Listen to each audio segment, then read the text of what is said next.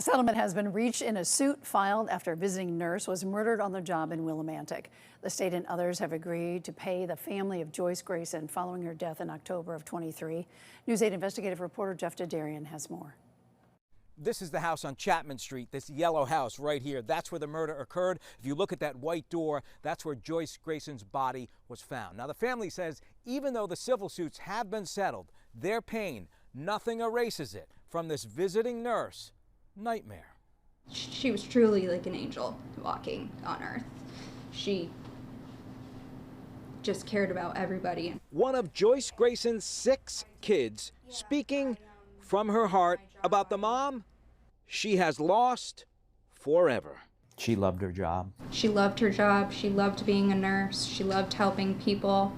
Helping without hesitation. Grayson, a visiting nurse, walked inside this halfway house to care for Michael Reese, a convicted rapist, registered sex offender who would end her life that day. Why?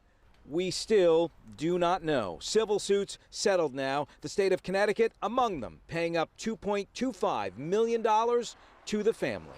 That settlement is part of a global resolution of all claims made against all defendants in the Superior Court. In all, 5 civil defendants agreed to pay, but the family says change, real change, a new law that was passed to increase visiting nurse safety is what really matters here, and to arm people with life-saving information before they walk through that front door. With people who have criminal histories or mental health problems, they are going to be told. I don't think we're ever going to truly have closure. Nearly all of Grayson's children are helpers too in their own jobs, but this daughter almost walked away, but knew her mom would say, keep on helping.